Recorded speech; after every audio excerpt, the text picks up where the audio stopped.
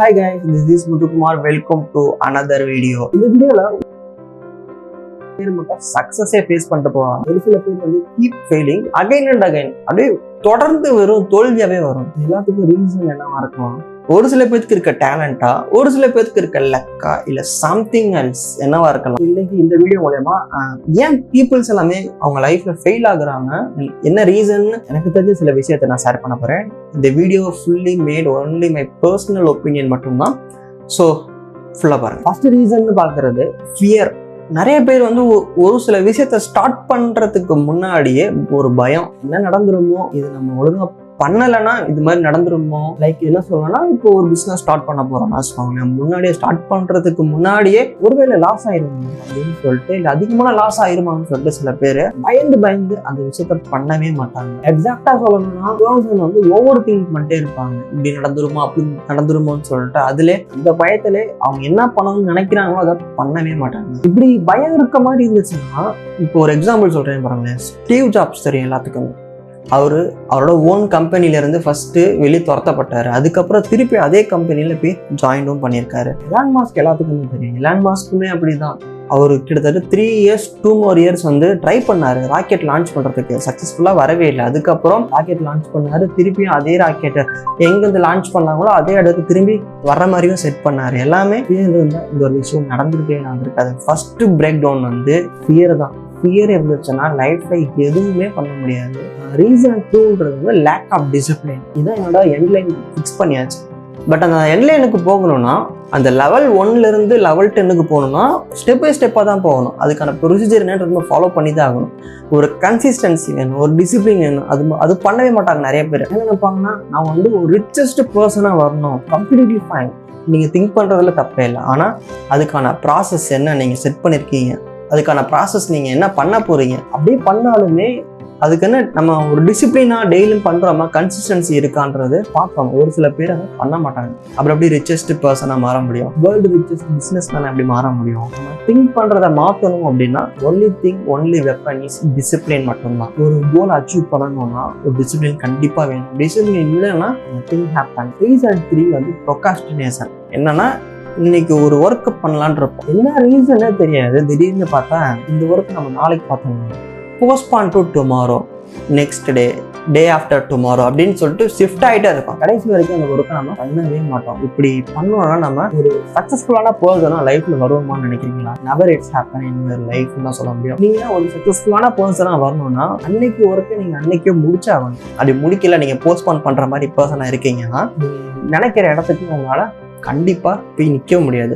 Example சொல்லணும்னா, இப்போ நாளைக்கு எக்ஸாம்னா ஒரு சில பேர் இன்னைக்கு மட்டும் படிச்சு ஒரு சில பேர் பாஸ் ஆகுற அளவுக்கு வந்து அவங்க ரெடி ஆகிட்டு போறாங்க. ஒரு சில பேர் கண்டினியூஸா படிச்சுட்டு இருக்கும்போது they are easily go through everything, ஈஸியாக ரிவைஸ் பண்ணுறதுக்கு அவங்க ஈஸியாக இருக்கும். So they crack the exam and got a more marks இந்த பர்டிகுலர் எக்ஸாம்னே சொல்லலாம். ஆனால் நம்ம நாளைக்கு எக்ஸாம் வச்சுட்டு இன்னைக்கு போய்ட்டு ப்ரிப்பேர் பண்ணோன்னா நமக்கு ஒரு ப்ராக்டிஸ் இருக்காது, ரிவைஸ் பண்ணுறதுக்கு டைம் இருக்காது. ஃபர்ஸ்ட்டு நம்ம ஃபுல் சப்ஜெக்டை ஃபுல்லாக கோ த்ரூ பண்ணவே நேரம் இருக்காது. ஸோ நம்ம என்ன பண்ணுவோம், பர்டிகுலராக அங்கேருந்து ஒரு பாயிண்ட்டை பார்த்துட்டு போவோம். அதில் ஒரு சில கொஸ்டின்ஸ் வரும், ஒரு சில கொஸ்டின்ஸ் வராது. ஸோ திஸ் கேஸ் நம்ம என்ன பண்ணுவோம், நாளைக்கு பார்த்துக்கலாம் அப்படின்னு போகிறப்ப நம்ம ஒரு ஒர்க்கை நம்ம சக்ஸஸ்ஃபுல்லாக பண்ணி முடிக்கவே முடியாது. ஸோ இன்னைக்கு பண்ணுற ஒர்க்கை நம்ம இன்றைக்கே பண்ணி ஆகணும், நாளைக்கு பண்ற ஒர்க்கை நாளைக்கு பண்ணணும். அது மாதிரி போனதான் லைஃப்ல நம்ம எங்க போய் நிக்கணும்னு நம்ம ஒரு ஃபுல் ஸ்டாப் வைக்கணும். லைக் இங்க நான் போய் நிக்கணும் இந்த ஒரு இயர்ல இத்தனை டேஸ் இல்லை அப்படின்னு நினைக்கும் போது அப்பதான் போய் எங்க போய் நிக்க முடியும். இல்லை அப்படின்னா நீங்க ஒரு திங்கிங் மட்டும் இருக்கலாம், லைக் உங்களுக்கு ஒரு ட்ரீம்னு மட்டும் இருக்கும். ஆனா அந்த ட்ரீமை நீங்க சக்சஸ்ஃபுல்லா போய் கம்ப்ளீட் பண்ண முடியுமான்னு கேட்டா கண்டிப்பா சான்ஸே கிடையாது. ரீசன் 4ன்றது வந்து ஒரு நெகட்டிவ் என்வரான்மெண்ட்னு சொல்லலாம். ஒரு சில பேருக்கு என்னதுன்னு வச்சுக்கோங்க, காமன் எக்ஸாம்பிளுக்கு என்ன சொன்னா, என்னை சுற்றி இருக்க பீப்புள்ஸ் எப்படி இருக்காங்களோ அதே மாதிரி மைண்ட் செட் எனக்கும் இருக்கும்.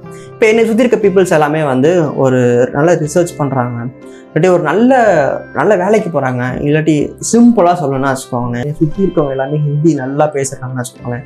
எனக்கு ஹிந்தி வந்து ஓரளவுக்கு பேச தெரியும், இல்லாட்டி அவங்க பேசுறது என்னன்றது எனக்கு புரியும். ஆனால் லைக் நான் திருப்பி பேசுகிறப்ப எனக்கு அந்த ஹிந்தி அந்த ஃப்ளூயன்சி வராதுன்னு வச்சுக்கோங்களேன்.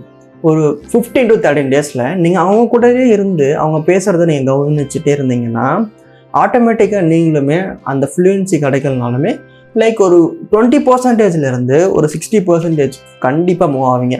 உங்கள் என்வாயன்மெண்ட்டே வந்து உங்களை லேர்ன் பண்ண வச்சிரும். அது மாதிரி தான் எல்லாமே நீங்க உங்க கோல் அச்சீவ் பண்ண முடியுமா முடியாதுன்றத இருக்கு. சிம்பிளா சொல்லணும்னா இன்னொரு விஷயம் சொல்லணும்னு வச்சுக்கோங்களேன். எல்லாருமே ஈஸியெல்லாம் வந்து இது மாதிரி நான் தம் அடிக்க போறேன், இல்லை லைக் ட்ரிங்க்ஸ் பண்ண போறேன் அப்படின்னு சொல்லிட்டு யாரும் போக மாட்டாங்க. யாராச்சும் ஒரு ஆக்டிவிட்டி பண்றப்ப பார்த்துருப்பாங்க, என்னடா அப்படின்னு சொல்லிட்டு ட்ரை பண்ணி பார்ப்பாங்க. கடைசியில பார்த்தா அதுக்கே அடிக்ட் ஆயிடுவாங்க. இப்படிதான் மோஸ்ட் ஆஃப் த பீப்புள்ஸ், சொல்ல போனா 90% ஆஃப் த பீப்புள்ஸ் எல்லாமே ஒரு பேட் ஹேபிட்க்கு அடிக்ட் ஆகுறது இப்படிதான். எல்லாத்துக்குமே ரீசன் அவங்க கூட இருக்க ஒரு பேட் என்வரான்மெண்ட் தான் எல்லாத்துக்குமே ரீசன். ஸோ உங்களை சுற்றி இருக்க என்வரான்மெண்ட் எப்படி இருக்கோ அது மாதிரி தான் நீங்களும் இருப்பீங்க. உங்களை சுற்றி இருக்க என்வரான்மெண்ட் எல்லாமே வந்து நெகட்டிவாக இருந்துச்சுன்னா யூ ஆல்சோ நெகட்டிவ் பர்சன். உங்களை சுற்றி இருக்க பர்சன் பாசிட்டிவ் இருந்தாங்கன்னா you also A positive person. இந்த பாசிட்டிவ் நெகட்டிவ் தான் உங்களை நெக்ஸ்ட் ஸ்டெப்புக்கு நல்ல வழியில கூட்டிட்டு போகணுமா கெட்ட வழியில கூட்டிட்டு போகணுமா அப்படின்றத வந்து முடிவு பண்ணணும். ஸோ உங்களை சுற்றி இருக்கவங்க நல்லவங்களா கெட்டவங்க நீங்க ஃபர்ஸ்ட் தெரிஞ்சுக்கோங்க. ரீசன் 5 வந்து நோ கிளியர் கோல்ஸ். இப்போ லைஃப்ல வந்து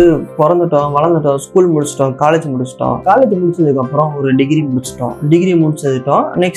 நெக்ஸ்ட் ஃபாலோயிங் ஸ்டெப்ஸ்ன்றது வந்து ஒரு கெரியர் பாத்வே தான். அந்த கெரியர் பாத்வே நம்ம எப்படி ஸ்டார்ட் பண்ணணும், அந்த கெரியர் பாத்வே நம்ம எங்க போய் முடிக்க போறோம், இல்லை ஹவு மெனி இயர்ஸ் வந்து ஒர்க் பண்ண போறோம் அப்படின்றது ஒரு கிளியர் கோல். அது மட்டும் இல்லாம நம்ம என்ன மாதிரி ஒர்க்ல போய் ஜாயின் பண்ண போறோம், அது end of the day like ஒரு particular period of time, particular period of இயர்ல நம்ம இந்த ஸ்டேஜ்ல இன்னும் இருக்கணும் அப்படின்றது ஒரு கிளியர் கோல் வந்து செட் பண்ண மாட்டாங்க. இந்த உலகத்திலேயே நான் ஒரு பணக்காரனா மாறணும் அப்படின்னா நான் சொல்லிக்கிட்டே இருந்தேன்னா என்னால் மாற முடியுமா?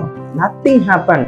அதுக்கு நான் என்ன பண்ணணும், அதுக்கான ஸ்டெப்ஸை நான் ஃபாலோ பண்ணணும். ஸ்டெப்ஸை ஃபாலோ பண்ணணும்னா நான் ஒரு கிளியர் கோல் வந்து நான் செட் பண்ணணும். ஸ்டெப் பை ஸ்டெப் ப்ராசஸாக இந்த ஒரு பர்டிகுலர் பீரியட் ஆஃப் டைமில் நான் இதை கம்ப்ளீட் பண்ணியிருக்கணும். அப்போ தான் என்னால் ஒரு particular period of year like ஒரு 20 இயர்ஸ் 15 இயர்ஸ் கழிச்சு நான் இவ்வளோ பெரிய ஒரு பிஸ்னஸ் மேனாக இருக்க முடியும். அதுக்கு என்ன ப்ரொசீஜரோ அதை நான் ஃபாலோ பண்ணாதான் அந்த எண்ட் ஆஃப் த டே நான் என்ன நினைச்சனோ அது என்னால் இருக்க முடியும். அதுவா அப்படி இல்லைன்னா nothing happen in life. So clear கோல்ன்றது வந்து main reason in life. So நம்ம ஒரு கோலே இல்லாமல் லைஃப்பில் போயிட்டு வந்தோம்னா டெய்லி விடியும், டெய்லி மதியானம் வரும், டெய்லி நைட்டு வரும், தூங்கணும் சாப்பிட்டோம் போயிட்டு வந்தோம்னா இப்போ நீங்கள் திங்க் பண்ணி பாருங்க, உங்களுக்கு ஒரு ஏஜ் ஒரு 18 to 28 வச்சுக்கோங்க.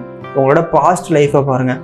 இப்போ தான் பிறந்த மாதிரி இருக்கும், இப்போ தான் நம்ம ஸ்கூலுக்கு போன மாதிரி இருக்கும். இப்போ வந்து ஏஜ் பார்த்தீங்கன்னா 28 ஆயிருக்கும். ஸோ நம்ம வந்து அந்த இயர் வந்து ஃபாஸ்ட்டாக மூவ் ஆகிட்டே இருக்குது. ஸோ அதுக்கேற்ற மாதிரி நம்ம ஃபாஸ்ட்டாக க்ரோ ஆகணும், ஃபாஸ்ட்டாக லேர்ன் பண்ணணும், ஃபாஸ்ட்டாக நம்ம வந்து நல்லா அப்டேட் பண்ணிக்கிட்டே இருக்கணும். ஸோ அப்போ தான் நம்ம பர்டிகுலர் பீரியட் ஆஃப் இயரில் எதுவுமே நிற்கணும், என்னவா நிற்கணும் அப்படின்றத பற்றி நீங்கள் ஒரு கோல் செட் பண்ணாங்கன்னா அது அப்படி நிற்க முடியும். இல்லாட்டி இதே மாதிரி தூங்கணும், சாப்பிட்டோம், விடிஞ்சிச்சு, மதியானம் வந்துச்சு, நைட் ஆயிடுச்சுன்னு சொல்லிட்டு லைஃபே வந்து ஸ்பாயில் ஆகிடும். Reason 6 giving up too early. இப்போ சக்ஸஸ்ஃபுல்லான பர்சனாக வரணும்னா அதுக்கு நம்ம ஒர்க் பண்ணுறோம். ஓகே, நம்ம ஒரு டைம் டேபிள் வந்து ஃபிக்ஸ் பண்ணுறோம். அந்த டைம் டேபிள் படி நம்ம ஒர்க் பண்ணுறோம். சரி, அந்த டைம் டேபிள் வந்து நீங்கள் ஒரு 30 டேஸ்க்கு போட்டிருக்கீங்க. அந்த 30 டேஸில் ஃபர்ஸ்ட் 5 டேஸ் வந்து அந்த டைம் டேபிள் படி நீங்கள் போயிட்டு இருக்கும்போது திடீர்னு ரொம்ப போர்ட் ஆயிடுச்சு. என்னன்னா நம்ம நினைச்சது இன்னும் நடக்கவே இல்லைன்னு சொல்லிட்டு திடீர்னு போடா நம்ம நினைச்ச அது நடக்கவே இல்லை, ஸோ இதை விட்டுட்டு போ, வேற பார்க்கலாம் அப்படின்னு சொல்லிட்டு சில பேர் மூவ் ஆன் ஆயிடுவாங்க. ரொம்ப இயர்லியராகவே மூவ் ஆன் ஆயிடுவாங்க.